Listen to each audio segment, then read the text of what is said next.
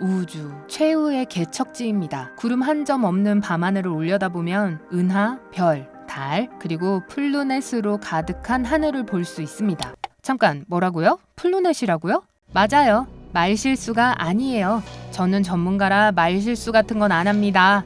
과학자들이 최근에 열심히 사냥하고 있는 새로운 우주 물체를 말하는 겁니다. 이름만 희한한 것이 아니라 사실 이 물체들은 흥미로운 특성을 지닌 가출한 달이라고 할 수 있어요. 사실 처음에는 천문학자들이 이런 우주 물체들의 이름을 사뭇 다르게, 그러니까 보다 귀여운 걸로 제안했었는데 문문이었어요. 크림으로 가득 찬 컵케이크 이름처럼 들리네요. 이 이름은 이 특이한 물체의 성격을 반영해야 했습니다. 먼 태양계의 다른 달 주위를 공전하고 있는 달이라는 의미에서 말이죠.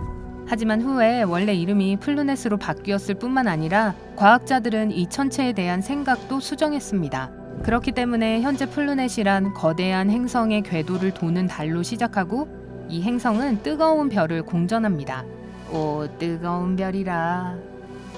그러고 나서 이 달은 원래 궤도에서 벗어나 플루넷이 되는 겁니다.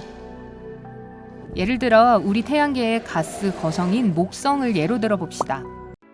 누가 목성 좀 좋아해 주세요.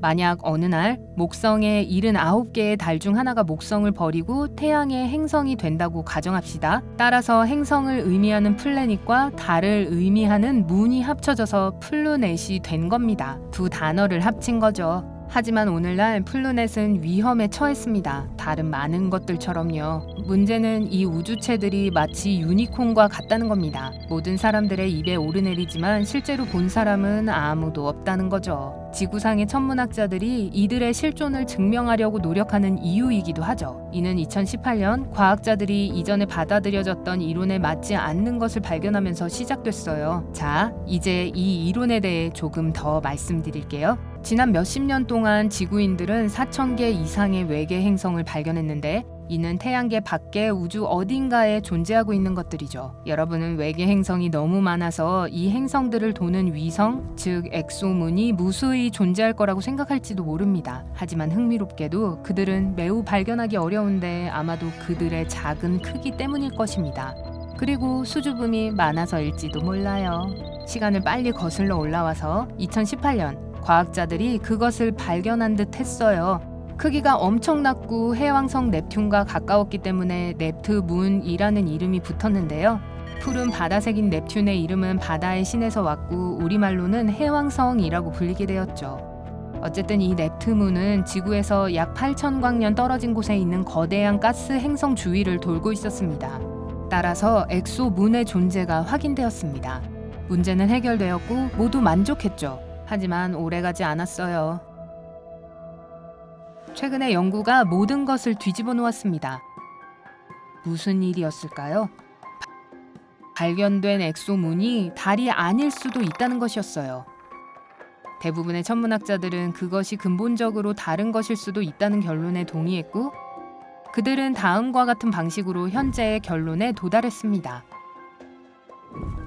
우선 한 과학자 팀은 뜨거운 목성을 공전하는 동안 잠재적인 엑소문이 어떻게 행동하는지 보기 위해 몇 가지 컴퓨터 모델을 개발했습니다. 뜨거운 목성이라고 하는 것은 태양계의 실제 목성을 의미하는 것이 아닙니다. 뜨거운 목성이란 별 가까이에서 공전하는 태양계 밖의 가스 거성들을 가리킵니다. 흥미롭게도 천문학자들은 그러한 뜨거운 목성이 공전하고 있는 별 근처에서 태어났는지를 의심하고 있습니다. 이 가스 외행성들은 훨씬 더 먼 궤도에 나타나서 태양을 향해 이동한 것으로 보입니다. 자, 이제 거대한 가스 외행성 주위를 돌고 있는 달을 상상해 보세요. 이 행성은 다른 별 주위를 돌고 있습니다. 이 달은 이중 압력을 받고 있는 게 분명한데, 즉 자신이 공전하고 있는 호스트 행성의 중력과 호스트 행성과 함께 공전하고 있는 별의 중력이죠. 그렇기 때문에 어느 날 행성이 별에 조금 더 가까이 가게 되면 달은 이제 짐을 싸기로 결정합니다. 농담입니다. 물리학이 결정하는 것이지 달의 결정이 아니죠.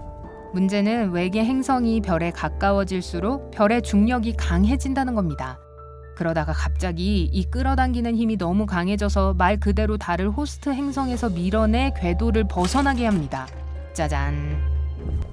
어쩔 수 없이 이 과정에서 엑소문은 질량의 일부를 잃게 되지만 남은 것은 별을 직접 공전하기 시작합니다.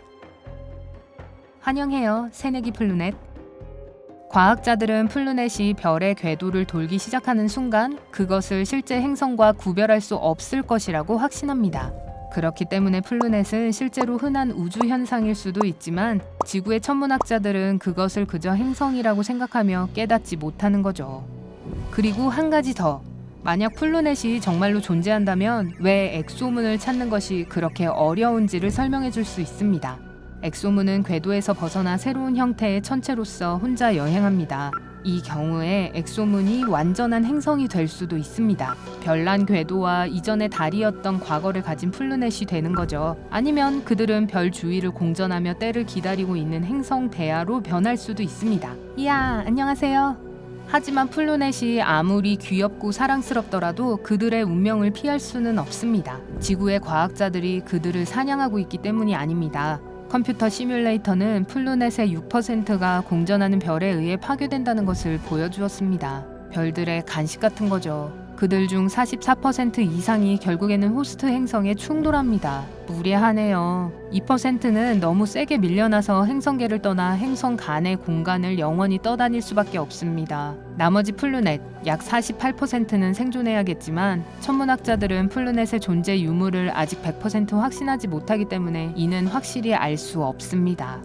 가장 슬픈 소식을 알고 싶으세요? 싫다고요?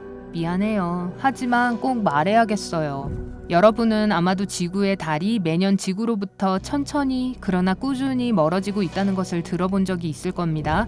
과학자들은 약 50억 년 안에 달도 플루넷이 되어버릴 수 있다고 믿습니다. 얼마나 가슴 아픈 일인가요? 글쎄요. 그땐 우리 중 어느 누구도 살아있지 않을 테니까 상관없다고요? 지구나 위성이나 어느 쪽도 어차피 살아남을 가능성이 없습니다. 그때쯤이면 태양은 이미 팽창하여 직경이 지구 궤도에 달하는 사나운 적색 거성으로 변해 주변의 모든 것을 파괴할 것입니다.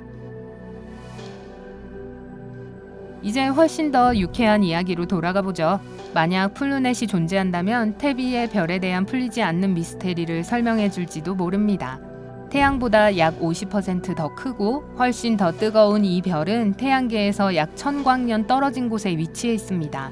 하지만 수년 동안 천문학자들을 당황하게 했던 것은 며칠 혹은 몇 주 동안 별의 밝기를 흐리게 할 수 있는 이 별의 섬뜩한 능력입니다. 별의 특성상 그 별은 항상 밝아야 합니다. 그러니 밝기가 변화한다는 것은 이해할 수 없는 일이죠. 게다가 이 별은 지난 세기에 걸쳐 점점 더 희미해지고 있습니다. 하지만 플루넷은 이 미스테리에 대한 답이 될 수 있습니다.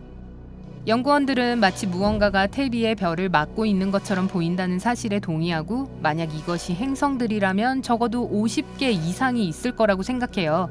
그렇다면 만약 행성이 아니라 나란히 행성을 공전하는 여러 개의 플루넷이라면 어떨까요? 천문학자들은 이론적으로 이것이 우리가 보는 빛의 깜빡임 효과를 만들 수 있다고 인정합니다. 플루넷이 밝혀줄 수 있는 또 다른 수수께끼 같은 우주 현상은 KIC 12557548이라고 불리는 별입니다. 엄청난 이름이죠. 전 대신 스탠리라고 부를게요. 과학자들이 이 별의 밝기를 조사했을 때 그 밝기가 약간 흐려지는 것을 발견했어요. 한편으로 별이 한 달에 한 번 정도 밝기가 약해지는 것은 정상입니다. 이것은 행성이 그 앞을 지나면서 매번 같은 양의 빛을 막는다는 의미입니다. 하지만 스탠리의 경우 과학자들은 이 별의 밝기가 15시간마다 떨어지고 그 정도도 매번 다르다는 걸 알아냈어요. 무슨 뜻일까요? 처음에 이 현상을 설명하기 위해서 천문학자들은 행성 듀오 이론을 만들어냈습니다. 이것은 두 행성이 별을 돌며 서로 공전할 때 발생합니다. 이런 식으로 이 행성들은 공전할 때마다 다른 양의 빛을 차단하게 되는 거죠. 하지만 이후 모든 사람들은 이 듀오가 별을 한 바퀴 돌기에는 15시간이 너무 짧다고 인정했어요. 이는 바로 플루넷이 우리가 찾고 있는 해결책이 될 수 있는 이유입니다. 하지만 여러분이 기억하듯이 행성 듀오는 여전히 이론에 불과하므로 천문학자들이 실제로 하나를 발견할 때까지 기다릴 수밖에 없습니다. 그러니까 그들에게 행운을 빌어줍시다. 여러분은 플루넷이 존재한다고 믿으세요? 언젠가 우리가 플루넷을 볼 수 있을 거라고 믿나요? 댓글로 알려주세요. 오늘 새로운 것을 배웠다면 이 비디오에 좋아요를 주고 친구와 공유하세요. 하지만 잠깐! 아직 쿨루넷을 찾아 나서지는 마세요. 여러분이 좋아할 만한 2,000개 이상의 멋진 비디오가 있습니다. 왼쪽 또는 오른쪽 비디오를 선택하고 클릭하기만 하면 됩니다. 삶의 밝은 면에 머무르세요.